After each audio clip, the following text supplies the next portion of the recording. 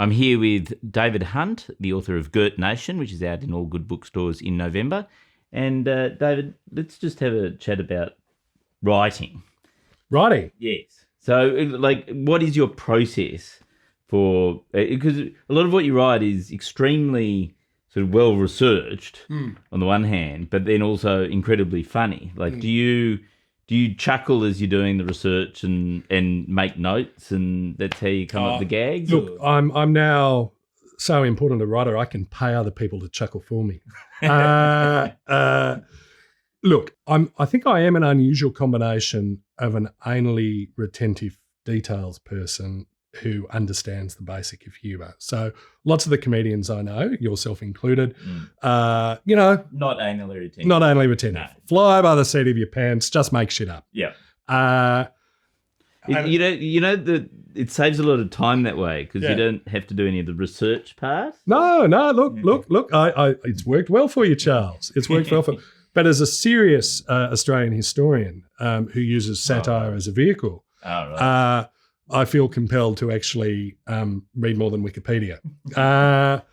And I know that is something that has challenged you in some of your research projects. Well, early on when we worked together, my whole method was to let's just look up Wikipedia. That'll do. No, it wasn't.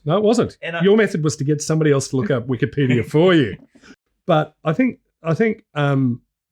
the approach that I take is to spend an awful lot of time in my underpants on a couch, reading Australian history, looking sad, having no friends, and then the writing process is 90% research and about 10% writing. Yeah, right. So it's collecting an incredibly large amount of information and finding the bits that I like, and then disappearing down rabbit holes that take my fancy. Yeah, and so, I mean, would you call what you write satirical? I suppose it is, because it gives you a license, doesn't it, to...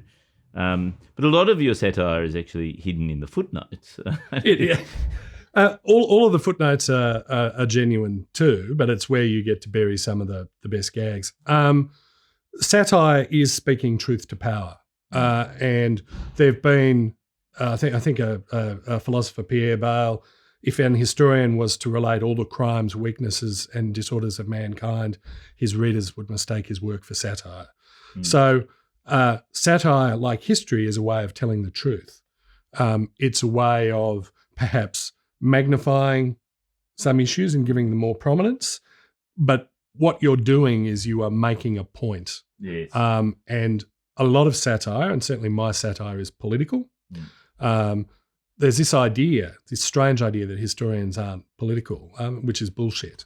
They know a lot about the past and they engage in the arguments about the past. So I use satire as a way of both getting people into Australian history, but also having a laugh.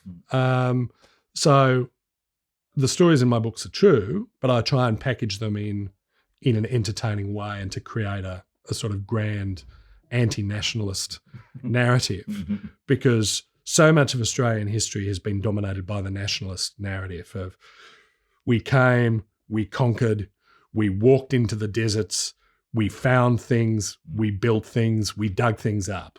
That was the nationalist history of Australia.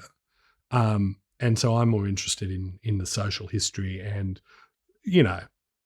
poking some needles into the voodoo doll of Australian nationalism.